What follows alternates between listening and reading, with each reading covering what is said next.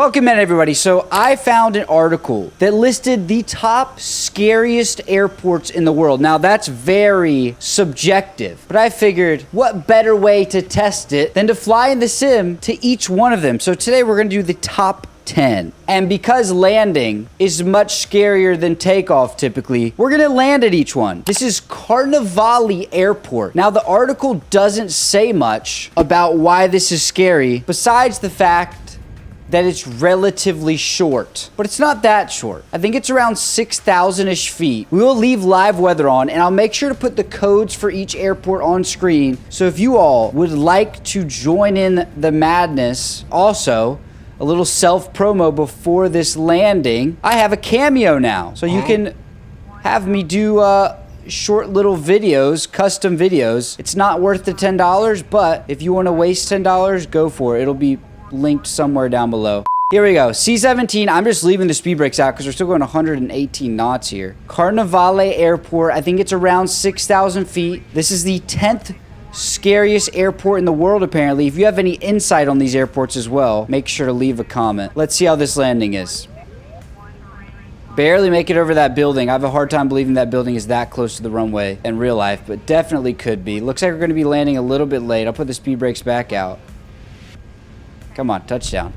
There's touchdown. Full brakes, full reversers. And our C-17, in theory, should not have a problem here. This is definitely a cool airport. Scariest airport in the world? Or 10th scariest airport in the world? I'm not sure. You guys will have to rank them in the comments as well. Because this is definitely an interesting airport, but scary. I mean, we did kind of land downhill, so maybe a little bit. But let's go to number 9. We're here at our second airport. Now, this, to me, does not seem scary. We're at Kanai Airport in Japan, which has 11,000-foot runways and 13,000 foot runways. Why is it scary? According to the article, it says it's at risk of earthquakes, cyclones, and an unstable seabed. Now that's not really scary because if any of those things were going on, you wouldn't be landing here. So I don't really get this one.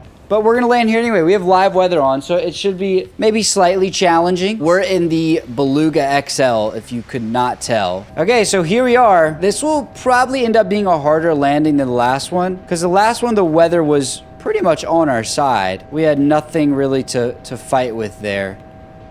Here we do, though, a little bit. Rudder in there. Ooh, skidding across the runway a little bit. Kind of, a weird slip angle, and our nose came down roughly. There it was. That was the 9th scariest airport, which was definitely not very scary. And one you probably saw on the list, this is Madeira. We're in an A320 and we're going a little bit fast here. Now this airport is scary because of weather more than anything. It does have a cool little layout. I don't know how well you can see it, but it's kind of on stilts over here, this side of the runway, which is pretty cool, but it doesn't in and of itself make it scary because, you know, we trust the engineers. The weather is our biggest issue. Here we are. Now, last time I flew this airport was in 2020. Again, we're high. If I remember correctly, there was some kind of pocket of air, or the air that's coming off of this wall we have, because it's getting pushed up or pushed down or whatever the case is. Also don't want to sink into this wall here, so I'm okay with being slightly higher. Oh, now we're really high. Slightly higher than I would like to be. Here we go. Coming in. Oh, this is actually feeling pretty good. See that? You see how the air messes with you when you get there? This is actually not bad. We're gonna land very late and floaty. Way more floaty than I would like. I did it. Calm down.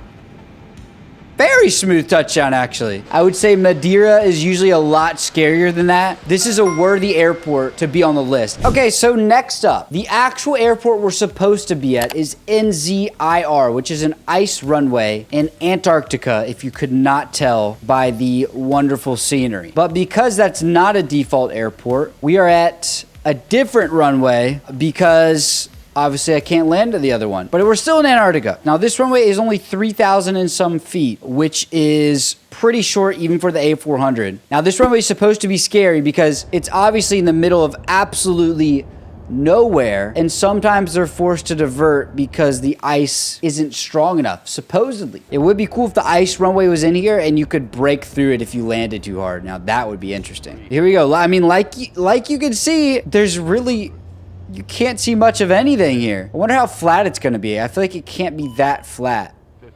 40, 30, Oh, 20, 10. don't slam it. Oh! Ooh, I mean, hey, wait. That's cool. I did slam it like crazy though. You can see the smooth part is supposed to be the runway. We had a little bit of space to stop. And this is our final quote unquote normal airport. I checked the list and the top 5 are much cooler. They're the type of airports you would actually think are scary. This one is Gibraltar, which you probably already knew. Now, I don't really think of this airport as scary. Yes, it has water on both ends. The article kind of mentioned that the fact that traffic can cross it is scary. So I guess the fact that someone could just drive through a barrier and like drive in front of your plane is somewhat scary, although I can't imagine any regular car would cause any problem. Obviously it would cause a problem, but you'd probably be okay. Here we go though. Live weather again, as usual. Here we go.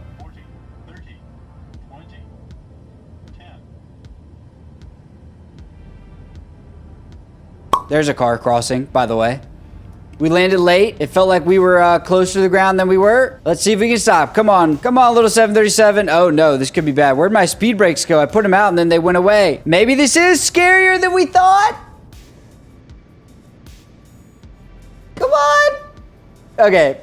That's my fault. This airport isn't actually that scary. Any real, if I was a real pilot, I would have done it. That's the difference. I'm just a moron. Okay, and breaking into our top 5 scariest airports, one that I think is worthy of the position. If you couldn't tell already, you've probably never watched one of my videos, but this is Saba, the world's shortest commercial runway in theory. Something about 1,000-ish feet, but this one should be interesting. We're in the Twin Otter here. We're just gonna see how it goes. Now, the Twin Otter that we're in right now, ignore this horrible approach also, by the way, is a plane that actually does fly here, and maybe one day, actually definitely one day, just not sure when, I'll make sure to go to this airport and do a vlog or something. Coming into Saba, lots of wind, of course. We're right on the ocean, so that makes sense.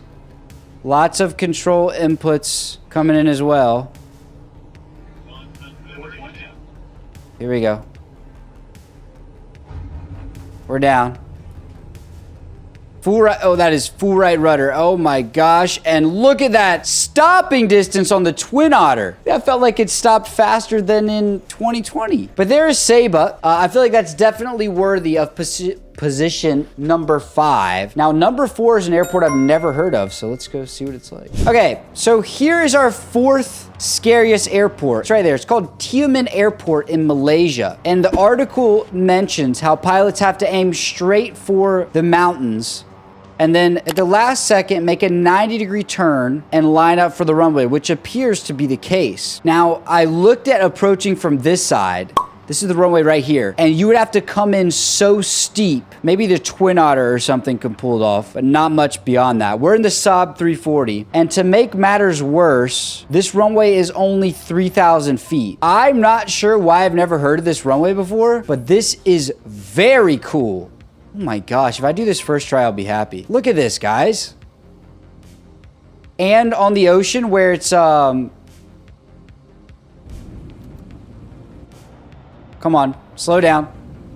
And on the ocean where there's lots of wind. Like, look at that. That is quite the cool airport. Now, I mentioned approaching from the other side. I'm just gonna give it a shot. I don't think it's gonna go well. Look at this. We're a few hundred feet above the airport. Oh my goodness. Ignore the trees. This is wild. Look at that angle.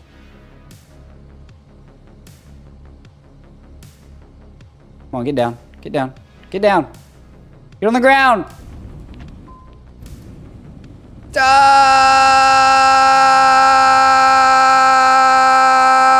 Oh my gosh. That was a cool approach, I won't lie. That was really fun. Next airport. Now, do you see any airport in sight? Not really, but this is Matekan Airport. If I'm probably horribly butchering that, I apologize. The edge of this runway is literally a cliff. And with this crazy weather, I'm not sure how I feel about the odds of my landing here, especially in this Albatross, which I think I've only ever flown once. Yeah, if we don't stop in time, we go straight off that cliff. Stay close to this mountain. The runway is actually pretty distinct, which is good. Some dirt runways are not very distinct. Come on, little Albatross. Come back down. Ooh. Oh, yeah. That was actually about as good as the touchdown could have been, honestly, where we are. Come on, stop. Oh, we're still going. Stop, please. Please stop. Please stop. Please stop. Please stop. Oh, no. Oh. I honestly thought that touchdown was going to be plenty good. Not sure you would want to land this direction, but we did, and it did not play out for us. Now we belong to the mountain. So our next airport, you may be able to recognize it, but you usually don't see it from this perspective, is Princess Juliana. I don't really think of this as that scary, but you know what? It's on the list, so we're gonna land here. We're in a 747. Like I was saying, I chose to go over the mountains to make it a little bit more difficult because it doesn't seem like it's going to be difficult in the first place. We're in the 747-8, which the textures actually work on, unlike the Dreamlifter. This is our second scariest airport. Now, to call this second scariest airport, I think is a little ridiculous. The article also says it has an extremely short 7,100 foot runway, which is not extremely short. So I'm not sure where it's getting that from, and we'll see what happens. We'll see what happens on this landing. Here we go.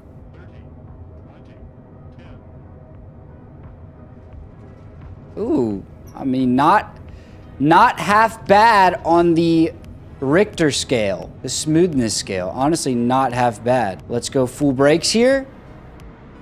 Live weather, we're leaning left a little bit, definitely got some wind, and there it was. That is Princess Juliana, which, for the record, I don't think deserves to be on this list. And if the scenery didn't make it obvious, zooming in like this probably will, although the textures look terrible because we're in Flight Sim 2024. Our final airport is Courchevel in France. How's my French accent on the Courchevel there? This airport is very short, 2,000 and some odd feet. No, it's not even 2,000 feet. 1,700. Why was my brain telling me it was 2,000 and some feet? I think Lukla is like 2,200. So this airport is shorter than Lukla and is actually a steeper grade than Lukla as well. But here we're in a CJ4, so definitely not the smallest plane to be landing at Courchevel. And remember, I need you guys to tell me in the comments, were these actually the 10 scariest runways? I will say no right now, but which ones were missed out on that you think should have been included in this list? We're just gonna see what happens. Here's Courchevel. We're gonna go full brakes